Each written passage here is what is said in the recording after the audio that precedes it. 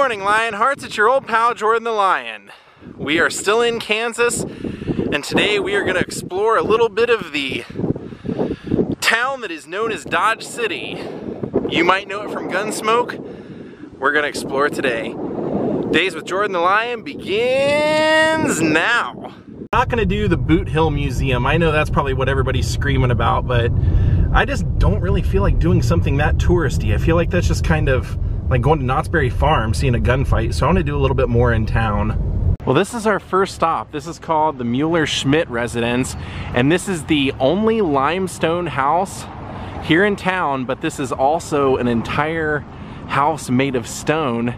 And when it was finished back in the 1880s, they actually said this was the finest house in all of the West because, as you can tell, it stood the test of time. It's, wow, look at that. Isn't that amazing? Not only is the architecture amazing, but they said at the time this would have been on top of a hill here in Dodge City. But now it's just kind of in the middle of like a residential neighborhood. Now, John Mueller took 2 years to build this. He actually was a bootmaker here in Dodge City, and he started building this in 1879 with stone from around here. And it said that the walls are 22 inches thick. And as you can tell, being built by stone, everything, the construction has held up all this time over the years. Pretty nice. Well, there's the Dodge City trolley coming by for a tour. Let's go check out a little bit of the town. And over here on the corner of Wyatt Earp and Central Avenue, as you can imagine, we have a statue of Wyatt Earp. Look at him. It's a great statue too. Wow. That is neat.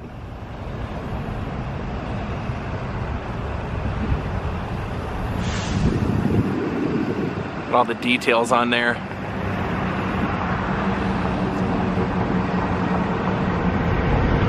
There you can see he's part of the Dodge City Trail of Fame. Wyatt Barry Stapp Earp, Dodge City lawman. Pretty famous one too. I think everybody knows the name Wyatt Earp. Now, they don't have a statue to everybody on the trail, but they do have a little placard like this, so we'll go around town and check out a few of them. There you can see our welcome sign right here next to the Trail of Fame. Right here as it starts, we have legend Doc Holliday. Look, I love that. The cards in there. Friend of Wyatt Earp and Bat Masterson. We got another one coming up here. This one is Hamilton Ham Bell. Sheriff, mayor, business owner, rancher, civic leader, Dodge City Hall of Famer. Look at that. Painted onto the door here. Now this one's interesting. This is for Big Nose Kate. You can see the stockings and the legs up there, and it says longtime companion to Doc Holliday. Worked as soiled dove in Dodge City. Wonder what that means. Here's one to Joe Bogner. And right now we are on Front Street, and this is what Front Street used to look like. Wild, Wild West. Here we've got one to Charles Rath, Indian trader. Now this one has handprints because it is for Dennis Weaver from Gunsmoke. Check that out. See his handprints right there.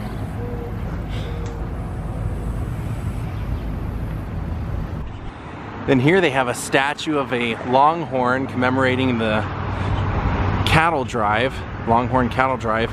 And this one's name is El Capitan.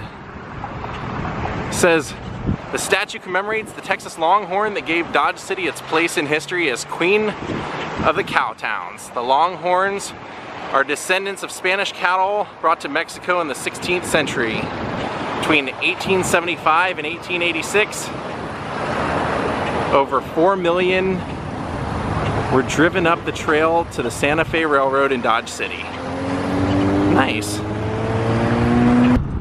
Now right here we found another statue. I think you know who this is. James Arness as Marshal Matt Dillon of Gunsmoke.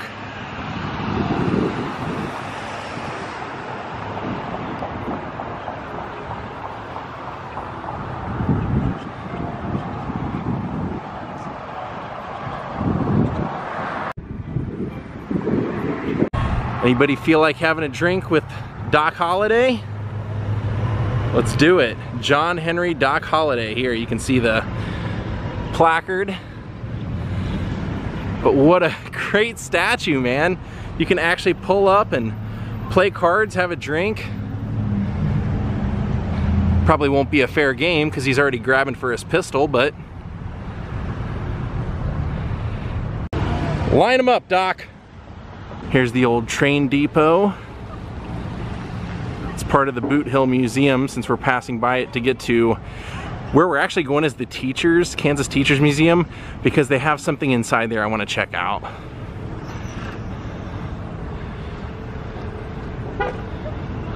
The old Boot Hill Special Steam Engine.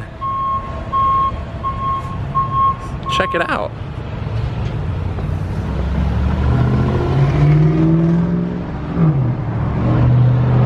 Conductor seat up here. So what I want to check out inside the Kansas Teachers Museum is they have a wax museum, or like a few wax figures of famous gunfighters. So I want to check it out while we're here. And they're using this old hotel as the entrance to the Boot Hill Museum, but where we're going is actually just right over here. Check out this old house and the deer statues over here, right next to the museum.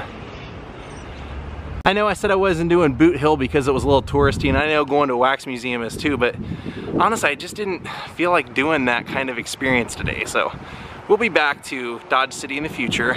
Kansas Teachers Hall of Fame, the first Teachers Hall of Fame in the United States. So here are some of the people that we're gonna see inside the wax museum. Davy Crockett, Jesse James, Wyatt Earp, General Custer. Alright, let's get ready. Who wants to see some gunfighters? They said they actually have a couple of presidents up there too. Great artwork as you walk up the stairs. So this is neat. They don't just have them, you know, standing up and you can just walk around. They have them in a little setting inside of a booth. So the lady that works at the museum was just telling me that this is a photo, this giant picture is of the very last cattle drive that they had out here, Longhorn Drive, and that every year they have something called Dodge City Days for about 8 days, and they reenact all this, so kind of cool.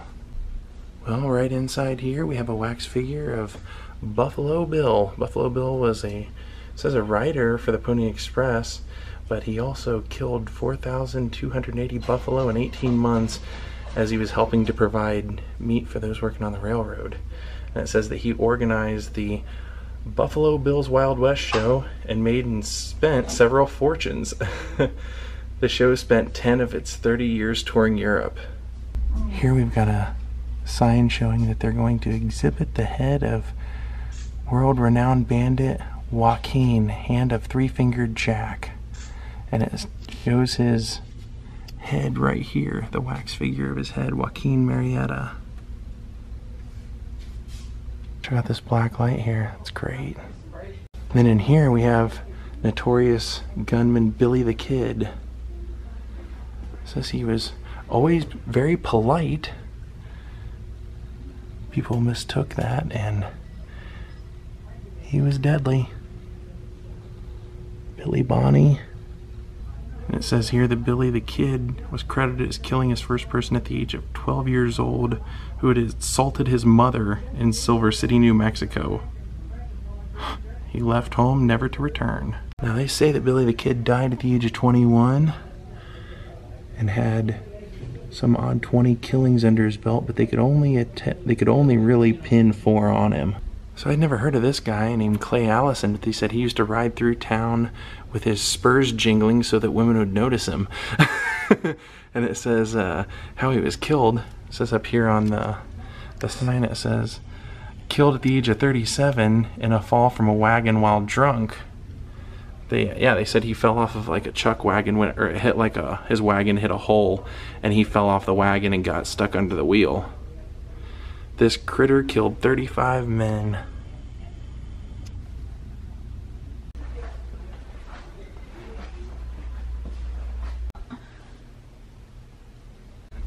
Now take a look at this scene. The Boot Hill scene, they're burying people. You see the boots up. There's a hand sticking out of the grave over there. So part of the reason they have this here is because they said during the early years of Dodge City, it was known for its lawlessness and gunslinging. The military had no jurisdiction, so there was no local law enforcement. Railroad workers, buffalo hunters, drifters, and soldiers scrapped and fought. There were many shootings where men died with their boots on. All created a hasty need for a local burial place, Boot Hill Cemetery. And the actual location of the original Boot Hill Cemetery is across the street where the museum is, guys, that we looked at. It says for 6 years before Boot Hill, Dodge had no official cemetery. Persons dying who had friends, money, or sufficient standing in the community were buried at Fort Dodge. Others were penniless and unknown, were buried where it was convenient to dig a hole. Sorry about your luck, partner. Here we've got General George Custer, known as, sadly, as kind of being a failure in the end. Flamboyant in life, Custer remained one of the best known figures in American history. Although better known for his Indian fighting, he compiled a great credible record as a cavalry leader in the later part of the Civil War. So it says here that in 1866 he was appointed lieutenant colonel of the new 7th Cavalry, but he was suspended for 1 year of duty for paying an unauthorized visit to his wife. His army career ended in 1876 at the Battle of Little Bighorn. His entire command was lost, and a total of 266 officers and men were killed. Now here's Wild Bill, not to be confused with Buffalo Bill. He was a born lawman, equally handy with a pistol and a knife. Look at him right there. It says he joined Buffalo Bill Cody's Western show. The make-believe life, however, was not for a man of his talents. He finally moved on to Black Hills of South Dakota, where he was shot in the back of the head while playing cards in a saloon. Happens to the best of us. Now this is not a gunfighter per se. This is President John F. Kennedy. We'll see him when we roam around the other side. I'll tell you why he's here.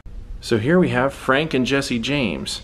Frank over here was the older brother of Jesse, and Jesse was the one that ended up being killed first. He was a notorious outlaw, and said that after he was killed, his brother Frank went straight. He ended up becoming a shoe salesman, a farmer, and lived an honest life throughout the rest of his life. Now Jesse here, pretty well known for many killings. His gang of 16 men stole up to $250,000 in a train and bank robbery over 17 years of gunfighting. As the years passed, many of Jesse's gang members were killed. Jesse became semi-retired and lived a life of ease. But life grew dull, and he robbed a stagecoach, gunning down 2 people. Reward posters offered $10,000 bounty for Jesse, dead or alive. A former gang member could not resist his money and killed Jesse in his own home. Now here we have President Lyndon Baines Johnson, and the reason he's here is the same reason that President Kennedy is here. Because they both made stops on the campaign trail through Dodge City, so the museum decided to honor them. Not a bad representation of President Johnson either, honestly. So this is Davy Crockett, and I actually didn't know most of his story. It's kind of interesting what they say here. It says Davy Crockett was a frontiersman. He was known as a humorist and an expert shot. In local shooting contests, contestants could pay 25 cents for a single shot at a target. The best shot would win a quarter of beef, and in many cases he won all 4 quarters of beef. But he also served under Andrew Jackson in the Creek Indian War as a commander of the battalion. Davy later served as a member of the Tennessee Legislature and Congress of the United States. His dress, language, and racy backwoods humor made him a popular figure in Washington. I actually never knew that he was a politician after all this. You only really ever hear the Davy Crockett King of the Wild Frontier stories. Huh. So he was trying to tame Washington too, huh? That's probably what killed you, wasn't it? I'm kidding. I know you were killed at the Battle of the Alamo. 'Cause he told me.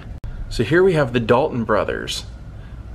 Now this is kind of an interesting story. They were killed in Coffeyville, Kansas, not too far from here. And how they were killed was that they decided, apparently they got a little too big for their britches, and they decided to rob 2 banks in the same town at the same time. And they were so notorious that the citizens of the town recognized them and went into action and killed them. Apprehended them themselves. Now that's Cole Younger. He was a member of Jesse James' gang, and once he went out, once he was done being a outlaw, he went straight and ended up giving lectures and touring around, and was part of the Wild West shows. Now this scenario shows 3 of the guys that we've already talked about today. You've got Doc Holliday, Bat Masterson, and Wyatt Earp right there, while playing a card game. All firearms are expected to be deposited with a proprietor, Wyatt Earp Marshall. And if you look in there, you can see at the very top of the bar it has all their names going across there. So here we have a scenario from Gunsmoke, and we actually ate last night at a place called Miss Kitty's Cafe. It was all Mexican food. There we have Doc, Kitty, and Festus from Gunsmoke. 20-year run, 1955 to 1975. And to be perfectly honest with you, I think I may be seeing 1 episode my whole life. Now this is kind of shocking. They have a horror section. Look at that. Guy coming out of the grave. Right next to Dracula. And then back there is a Frankenstein. These are not the greatest horror wax figures I've ever seen, but I appreciate the effort. And I do like how they did this all in black light. There you can see the Wolfman back there. A coffin over here. And look down here.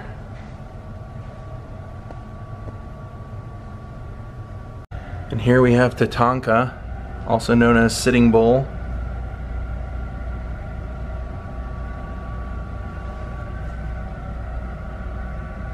Now we've made our way around and we're at the John F. Kennedy wax figure. There he is sitting there with a picture of he and Jacqueline right next to him on the table.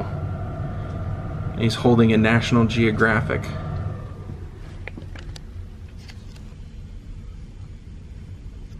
Now we're cutting through the Teachers Museum, and they said that basically to get into the museum you had to be a teacher for 25 years and be nominated by a student or a fellow teacher. But we're gonna go outside and look at the old school. And there it is. The old Pleasant Hill Schoolhouse.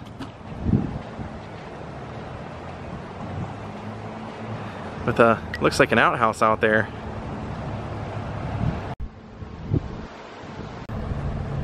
Now I'm going to show you guys where Bat Masterson had his house here in Dodge City. Now here's the sign showing that this is where the 100th meridian is, which is literally where the east meets the west. Right here in Kansas. Somebody else has one of those little medallions over here by the Santa Fe Depot I wanted to show you. Yeah, this one I had to include when I saw it was on the list. Dennis Hopper played Billy Kimbo on Gunsmoke. Also in a lot of great movies. Easy Rider, Texas Chainsaw Massacre 2, all the classics. There's their historical marker for Santa Fe Depot. It's a great logo. Here they've got a medallion for General Custer. They call this block over here on Gunsmoke the $1 Million Block, and they've got a couple of medallions over here I want to show you. Now here's one for Henry Fonda. Says, portrayed Wyatt Earp in My Darling Clementine. Starred in over 200 movies. What kind of doctor is that? I'm kidding. It's actually a bar called the Doctor's Office. And this was the other medallion I wanted to show you over here. You can see this is Screen Legends, starred in the Dodge City movie in 1939 and attended the movie premiere here in Dodge City. Errol Flynn. Now the reason his is here is because this is the old theater building, the old Dodge Theater building. You can see they have a placard right below the town historical marker.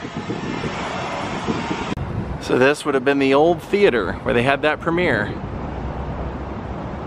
And his medallion right there. Wouldn't that be kind of cool to give out your address and it to be Gunsmoke Avenue?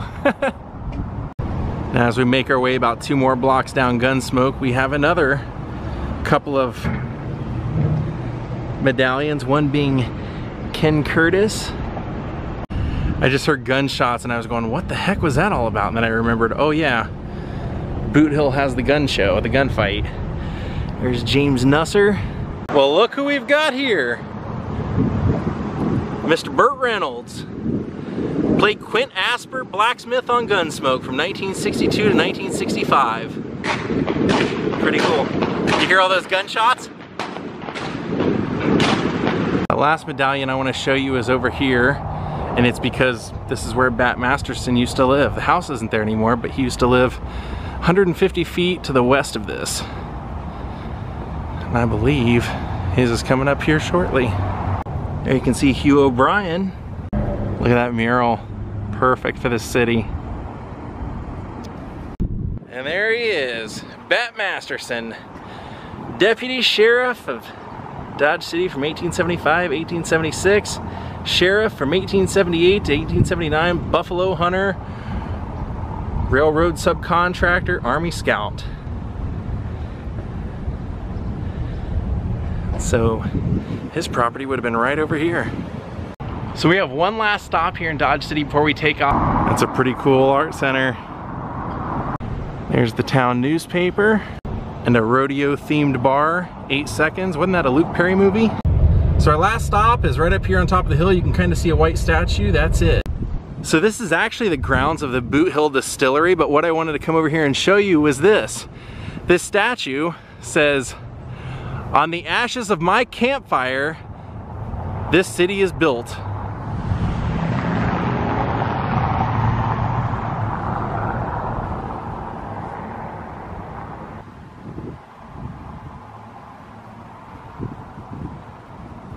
Then right here they have a few memorials. This one's for the Boot Hill Cemetery site. Then the earliest settler of Dodge City, George Hoover, and Wyatt Earp.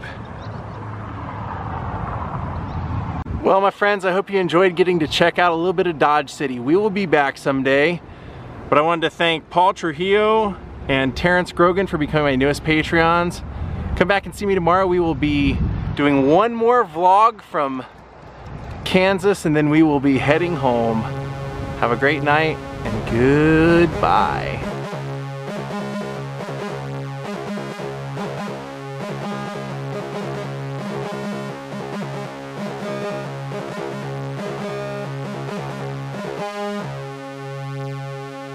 Mm-hmm.